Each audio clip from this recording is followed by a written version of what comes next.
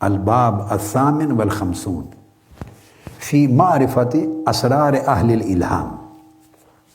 اہل الہام کے اسرار کی معرفت کا باب ہے۔ یہ باب کا نمبر 58 ہے۔ اب شیخ اکبر محی الدین ابن عربی اس مقام پر وہ کہتے ہیں کہ یہ وہذا من اعجب الامور عندنا ان یکون الانسان یقلد فکرہ و نظرہ وہو محدث مثلہ۔ شیخ اکبر فرماتے ہیں کہ ہمارے نزدیک یہ چیز بڑی عجیب ہے، یعنی تعجب اور حیرت ہے اس سوچ پر کہ انسان اپنے فکر و نظر کا مقلد بنتا ہے اور اس کے فکر و نظر میں جو بات آتی ہے وہ کہتا ہے وہی صحیح ہے۔ کہنا وہ چاہ رہے ہیں کہ وہ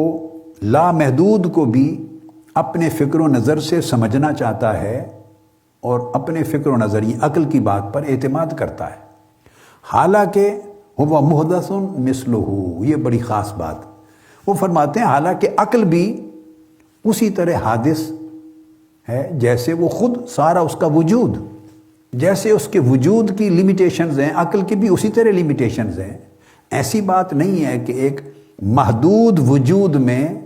اللہ رب العزت نے ایک لامحدود جوہر عقل رکھ دیا ہو، دماغ رکھ دیا ہو، ایسا نہیں ہے۔ اور وہ کہتے ہیں کہ یہ جو دماغ کے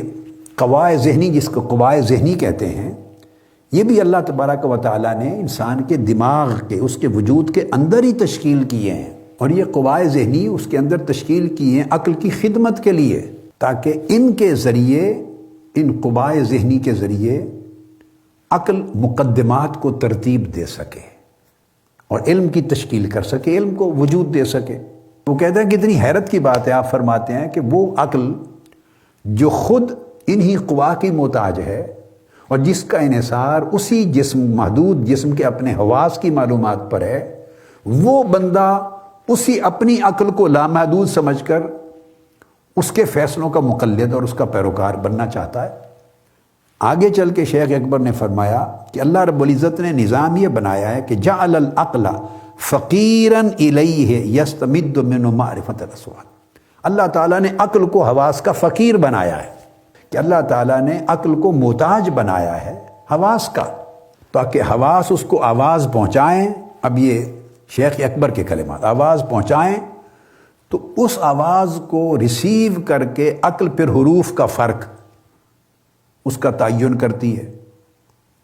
الفاظ کا فرق اس کا تعین کرتی ہے،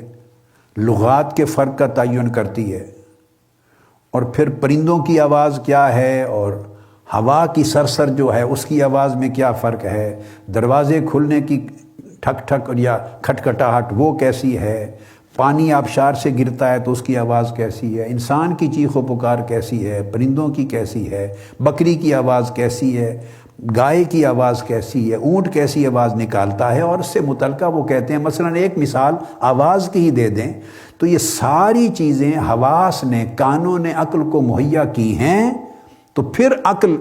ان مقدمات کو، معلومات کو، ادراکات کو ترتیب دے کر اس کو علم میں تشکیل دے دیا اس نے۔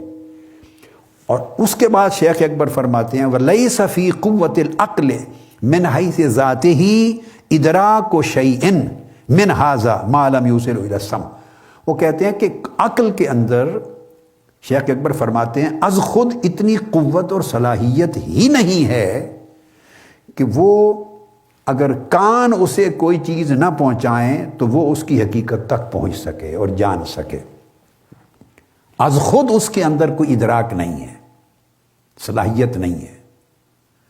تو سمع جو اسے پہنچائے گی وہ ادراک، تو عقل اس پر کام کرے گی۔ اسی طرح فرماتے ہیں وَكَذَلِكَ الْقُوَّةُ الْبَصَرِيَّةُ، اسی طرح آنکھوں کی جو قوت ہے، جعل اللہ العقل فقیرا الیہا، تو اللہ تعالیٰ نے آنکھ کی جو قوت ہے دیکھنے کی، اس کا محتاج بنایا ہے عقل کو، کہ آنکھ ادراک منتقل کرے گی تو عقل اس کے اوپر کوئی فیصلہ کر دے گی مبصرات کا، اور وہ کہے گی یہ سبز ہے، یہ پیلا ہے، یہ فلاں رنگ ہے، یہ سفید ہے، یہ سیاہ ہے، وغیرہ وغیرہ۔ تو یہ ساری بحثیں پھر شیخ اکبر محی الدین ابن عربی کر رہے ہیں۔ مطلب بات کا یہ ہے کہ آپ جس کسی کو لے لیں، اس پر کسی کی دوسری رائے نہیں ہے، کہ عقل کو ہر ایک نے محض محتاج بنایا، اور اس کی فرما روائی اور اس کی علم حاصل کرنے کی قوت کو کسی نے لامحدود نہیں مانا۔